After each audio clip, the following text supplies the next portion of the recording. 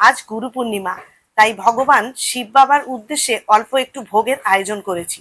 শিব বাবাই আমার কাছে ভগবান, আবার ইনি আমার গুরু।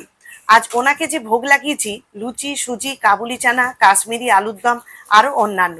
কিন্তু তার মধ্যে আজ আমি কাশ্মীরি আলুর দমের রেসিপিটি আপনাদের কাছে শেয়ার করব। এই রেসিপিটি আপনারা ভোগের সময় ব্যবহার করতেই পারেন, আর নিরামিষ দিনে এই রেসিপিটি অবশ্যই ট্রাই করবেন। চলুন শুরু করি। নমস্কার বন্ধুরা, আমি মৌসুমি উইথ মৌসুমি চ্যানেলে সবাইকে স্বাগত। এখানে আমি 1 চামচ মৌরি নিয়েছি। এটা শুকনো কড়াইয়ের মধ্যে আমি ভেজে নেব। এটা শুকনো অবস্থায় ভেজে নেব। ভেজে এটা যখন ঠান্ডা হয়ে যাবে তখন এটা গুঁড়ো করে নেব।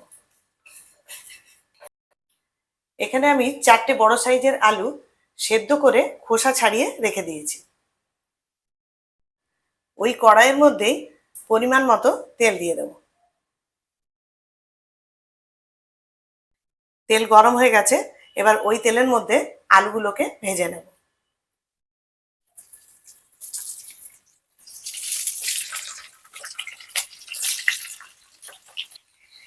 এই আলুগুলোর মধ্যে সামান্য পরিমাণ একটু লবণ দিয়ে দেব। এবার মিডিয়াম ফ্লেমে আলুগুলোকে একটু ভেজে নেব। এই আলুগুলো যেহেতু আমার সেদ্ধ করা আছে, তাই আমার বেশিক্ষণ টাইমও লাগবে না। এবার আমি এগুলোকে আস্তে আস্তে হালকাভাবে ভেজে নেব। এদিকে আমার আলুগুলো ভাজা হচ্ছে, আর আরেক দিকে আমি একটা পেস্ট তৈরি করে নেব। এখানে একটা মিক্সিং জার নিয়েছি, তার মধ্যে 2 চামচ পোস্ত দেব। এখানে 8টা মতো কাজু আছে, সেই কাজুগুলোকেও দিয়ে দেব। আর দেব হাফ চামচ চারমগজ। শুকনো অবস্থায় এটাকে একবার ঘুরিয়ে নেব। পোস্ত, কাজু আর মগজদানা এটাকে শুকনো অবস্থায় ঘুরিয়ে নিয়েছি। এবার এর মধ্যে 2টো কাঁচা লঙ্কা আর সামান্য পরিমাণ জল দিয়ে আরও আরেকবার ঘুরিয়ে নেব। আলুগুলো আমার ভাজা হয়ে গেছে, এবার আলুগুলোকে তুলে নেব। এবার ওই তেলের মধ্যে একটা তেজপাতা, হাফ চামচ মৌরি আর 1/4 হিং দিয়ে দিলাম। আর দিয়ে দিলাম হাফ চামচ গ্রেট করে রাখা আদা। এবার সমস্তটাকে একটু ভেজে নেব।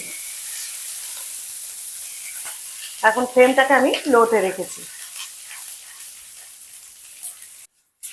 আদার কাঁচা গন্ধটা যতক্ষণ না যায় ততক্ষণ একটুখানি ভেজে নিতে হবে।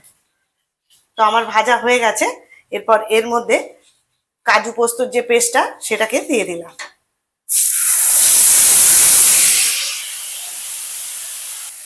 আর দিয়ে দেবো কিছুটা জল।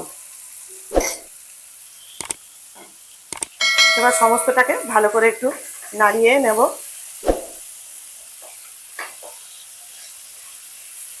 ফ্লেমটাকে একটু লোতেই রাখতে হবে, না হলে কড়াইয়ের গায়ে লেগে যাবে, যেহেতু কাজু আছে।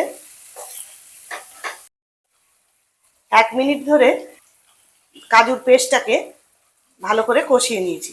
আর এটা কষাতে কষাতেই এখানে 1 চামচ জিরে আর হাফ চামচ ধনের গুঁড়ো দিয়ে দেব।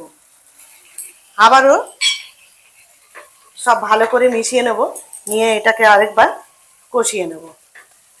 এবার আলুতে যেহেতু লবণ দিয়ে ভেজেছিলাম, তাই লবণের পরিমাণটা একটু দেখেই দিতে হবে। এখানে আমি আরও 1 চামচ মতো লবণ দিয়ে দিলাম।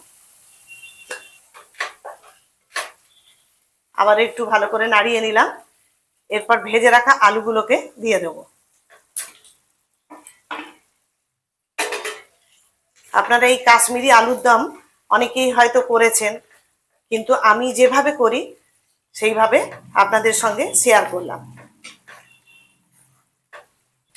সাধারণত কাশ্মীরি আলুর দম সাদার মতোই হয়ে থাকে, অনেকে আবার এটা লাল মতো হয়, কিন্তু আমার সাদা মতো করতেই ভালো লাগে, তাই আমি এটা সাদা রঙের করলাম। এবার সমস্ত আলুটাকে আমি ভালো করে কাজুর পেস্টের সঙ্গে ভালো করে মিশিয়ে নিলাম। সমস্ত মেশানো হয়ে গেছে।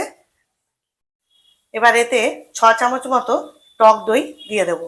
আর এই সময় ফ্লেমটাকে একটু লোতেই রাখতে হবে, নালে দইটা ফেটে যাবে। আবারও দইয়ের সঙ্গে ভালো করে নাড়িয়ে নেব।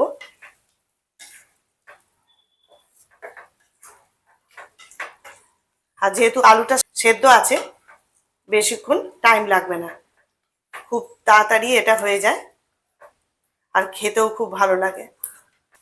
সমস্তটাই আমি ভালো করে কষে নিয়েছি। আর যেহেতু কাশ্মীরি আলুর দম আমি নিরামিষভাবেই করছি, তাই এবার এর মধ্যে একটু মিষ্টি দিলে ভালো লাগে, তাই এখানে আমি 1 চামচ মতো চিনি দিয়ে দেবো। আবারও সামান্য একটু নাড়িয়ে নেব। ভালো করে কষানো হয়ে গেছে। এবার এর মধ্যে পরিমাণ মতো জল দেব। আর একটু মাখা মাখাই থাকবে, তাই দেখেই জলটা দিতে হবে। এখানে আমি 1/2 কাপ মতো জল দিয়ে দিলাম।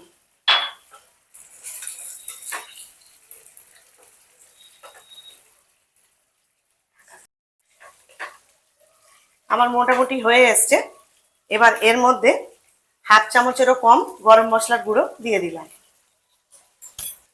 আর দিয়ে দিলাম 1/2 চামচ ঘি।